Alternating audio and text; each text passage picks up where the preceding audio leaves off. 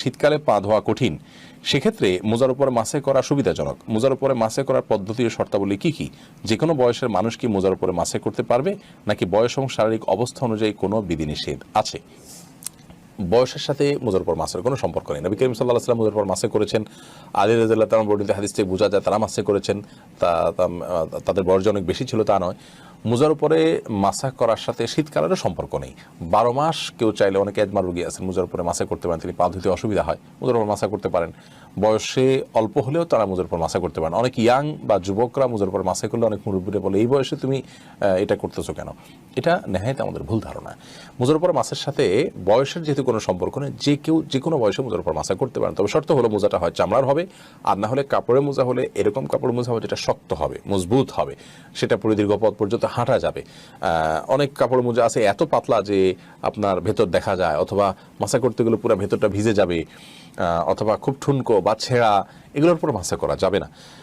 শক্ত মোজা যদি হয় সেখানে আপনি পূর্ণাঙ্গ উজু করে, যেখানে মুখ হাত ধুলেন, পাও ধুলেন, মাথা মাসে করলেন, পূর্ণাঙ্গ উজু হয়েছে, অজু অবস্থায় আপনি মোজা পরেছেন, এই মোজা পরে আপনার বাসা বাড়িতে যে মোজা মাসের যোগ্য একটু আগে বললাম, সেই মোজা পরে আপনি বাসা বাড়িতে অবস্থানকালীন সময়ে 24 ঘন্টার মধ্যে যতবার উজু করবেন, আর মোজা খোলার দরকার নেই। মোজা খোলার আগ পর্যন্ত হাত মুখ ধোবেন উজু ভাঙলে, আর পাও ধোয়ার সময় শুধুমাত্র পায়ের উপরের ভাগে এভাবে আপনি মাসে করলেন, তাতে কিন্তু মোজার উপর মাসে হয়ে যাবে, আপনার উজু হয়ে যাবে। আর 24 ঘন্টা পরে আপনি এটা খুলতে হবে। আর 24 ঘন্টার মধ্যে যদি মোজা একবার খুলে ফেলেন, তাহলে আপনার মাসা শেষ। নতুন করে আবার উজু করার পর আপনি এই ফ্যাসিলিটি পাবেন। আর সফরে থাকলে সেটা 72 ঘন্টা পর্যন্ত আমরা ভোগ করতে পারবো, অর্থাৎ এই সুবিধা আমরা পাবো। তো মোজার উপরে মাসের জন্য কোনো বয়সের সম্পর্ক নেই। আশিক আলী লিখেছেন, বিয়ের সময় সাধারণত মেয়ের বাবা মা মেয়ের শারীরিক বা মানসিক কোনো সমস্যা থাকলে পাত্রপক্ষের কাছে সেটা প্রকাশ করেন না। পরে সমস্যা ধরা পড়লে দাম্পত্য কলহ শুরু হয়। মেয়ের বাবা মায়ের জন্য পাত্রপক্ষের নিকট প্রকৃত অবস্থা লুকানো কি জায়েজ হবে?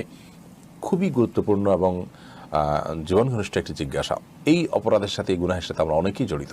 ইতিমধ্যে অপরাধ বলে আমি জানান দিয়েছি যে আসলে এটি জায়েজ না, এটি প্রতারণা। নবী করিম সাল্লাল্লাহু আলাইহি ওয়াসাল্লাম বলেছেন, মান গাশশানা ফালাইসা মিন্না, যে ব্যক্তি আমাদেরকে প্রতারণা করে, আমাদের সঙ্গে ধোঁকা দেয়, সে কখনো আমাদের উম্মত হতে পারে না, সে আমার উম্মত হতে পারে না। এই যে হাদিস থেকে পরিষ্কারভাবে বোঝা গেল কারোর সাথে প্রতারণা করা জায়েজ না, এটা হারাম। আপনি আপনার মেয়ের বিয়ে দিতে গিয়ে পাত্রপক্ষের কাছে তার দোষ ত্রুটি লুকালেন, সেটি আপনি তাদের সাথে প্রতারণা করলেন। তারা যখন জানতে পারবে এরকম কোনো দোষ আছে, যদি বড় কোনো দোষ, উল্লেখযোগ্য কোনো দোষ থাকে, সেটা যদি লুকানো হয়, তাহলে তারা ক্ষতিগ্রস্ত হবে। পরে যখন জানতে পারবে, অশান্তি তৈরি হবে। এরকম করা জায়েজ নয়। একই কাজ ছেলের বেলায়ও করা হয়। অনেক ছেলের দোষ ত্রুটি থাকে, সেটা দেখা যায় মা বাবা বা ঘটক যারা আছেন তারা চুরি করার চেষ্টা করেন, লুকিয়ে রাখেন, পরবর্তীতে এটা জানাজানি হয়। এগুলো জায়েজ নেই, গুনাহের কথা। আল্লাহ তাআলা আমাদেরকে বুঝার তৌফিক দান।